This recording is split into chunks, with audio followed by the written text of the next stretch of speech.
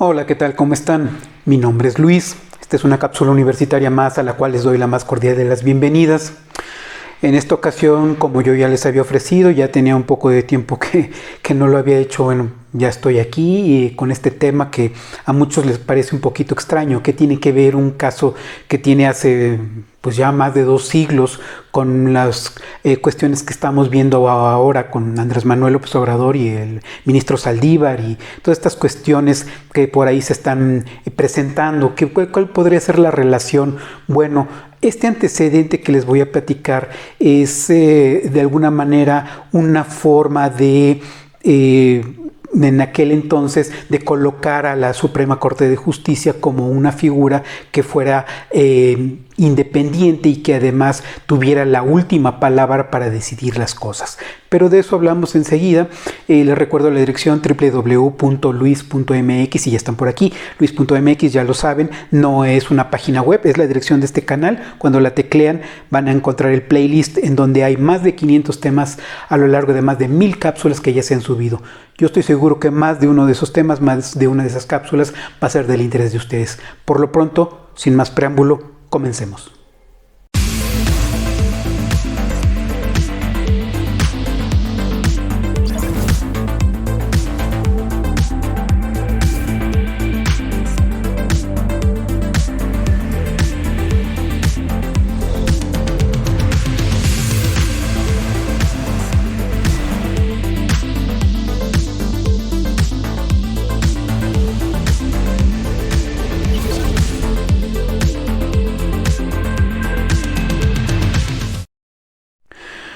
Bueno, pues intentaré ser breve. En el año 1800 todavía estaba el presidente John Adams en el gobierno de los Estados Unidos.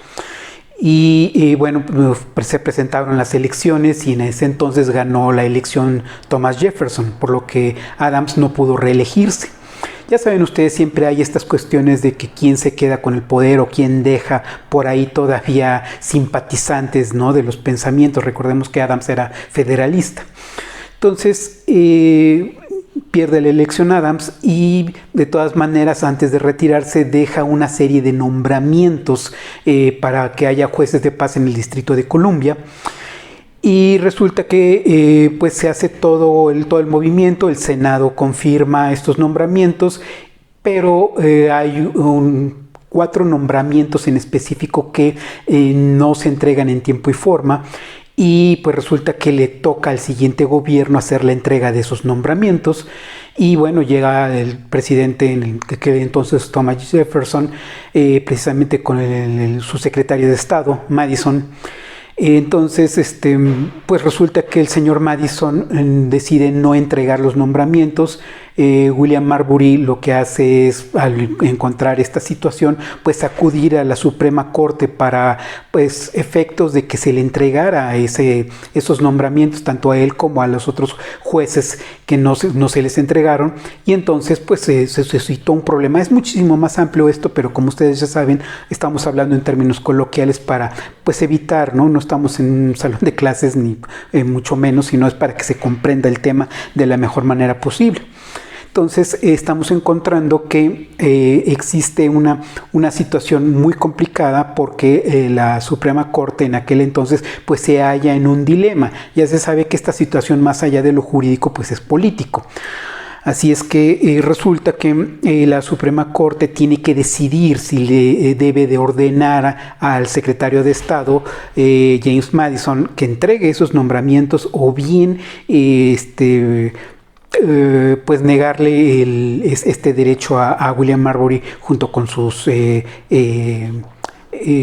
jueces y colegas, pues, porque todos habían sido nombrados jueces de paz.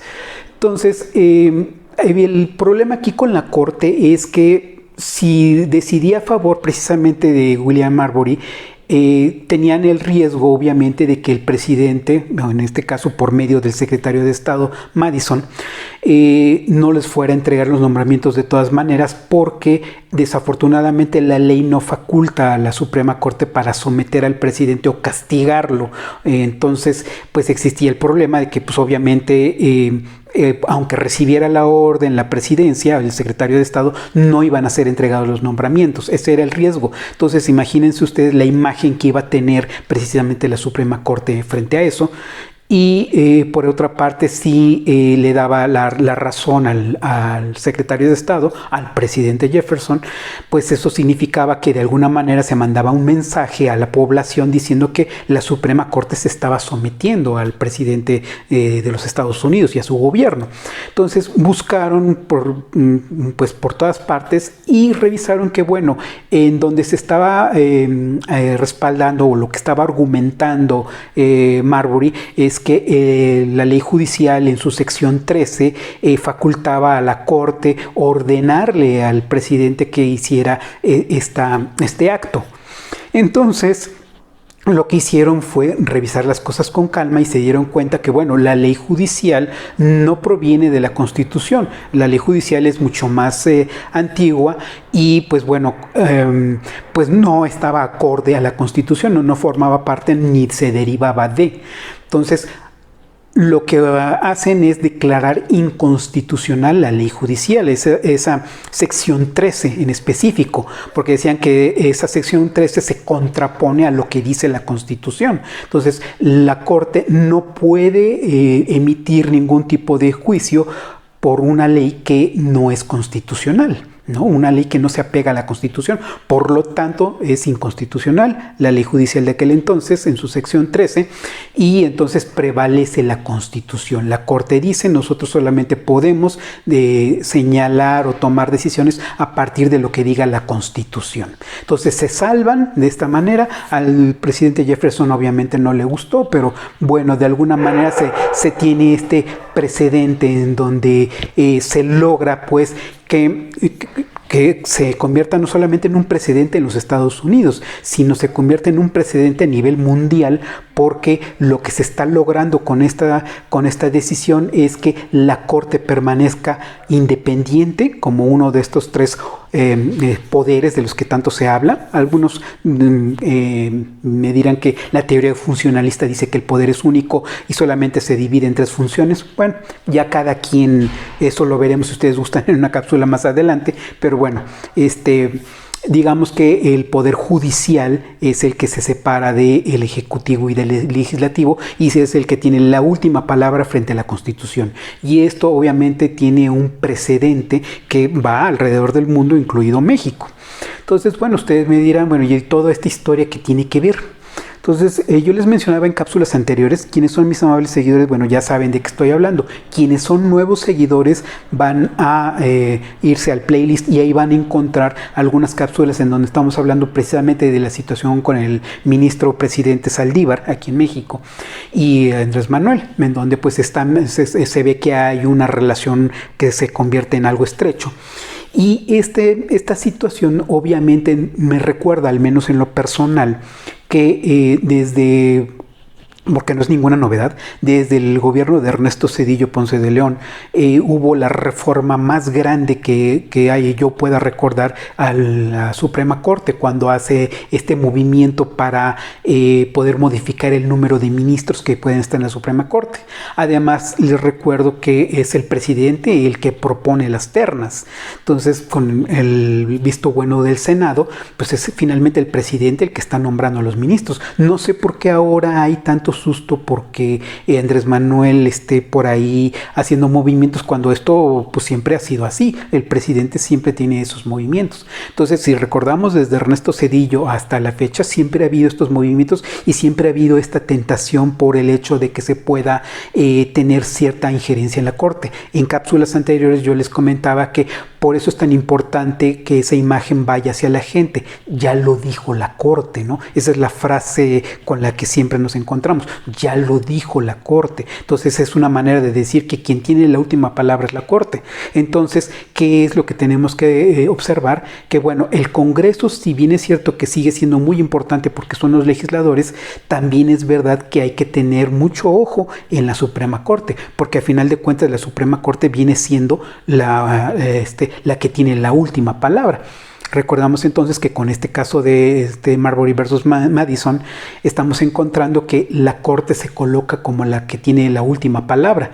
Y eso nos recuerda precisamente al actual, ya lo dijo la Corte, ¿no? Y esta molestia con el presidente Jefferson, que tuvo que quedarse por lo menos en ese momento así, nos recuerda precisamente a los presidentes, ¿no? Que tienen que preocuparse porque hay que encontrar la manera de que la Corte tenga esa última palabra, pero de manera favorable. Entonces, si ya se va entendiendo, se va concatenando lo que les estoy diciendo, bueno, ya se va comprendiendo entonces el tema, ¿no? Porque esa importancia o esta extensión en el periodo de Saldívar para que esté un par de años más y todas estas cuestiones que me parece que son muy, muy importantes. Por eso les digo que hay que observar qué cosas hay detrás. No se trata simplemente de que Andrés Manuel quiera ser el todopoderoso, sino esto es una situación que ha venido permeando desde siempre. Todos los presidentes han querido tener ese control. Lo que pasa es que obviamente cuando ese control quiere obtener un presidente que no está favoreciendo a ciertos intereses de grupos de poder, pues obviamente inmediatamente hay que señalar ese movimiento.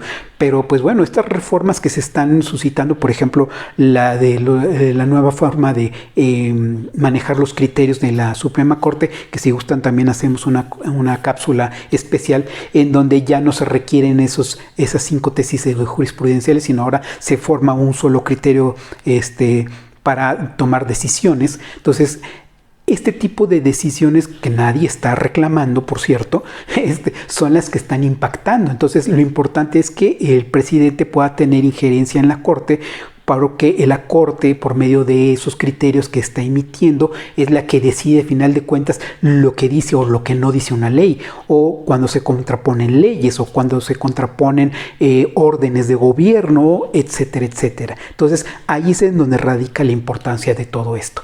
A muy grandes rasgos, obviamente, si ustedes gustan, podemos ahondar un poquito más el tema. Esto yo solamente se lo estoy diciendo así como que rapidito para que lo tengan presente, pero si gustan que ahondemos un poquito más en ese antecedente o lo que está ocurriendo en México o en antecedentes históricos en México, con todo gusto, ya lo saben, me dejan sus comentarios o a través de las redes sociales.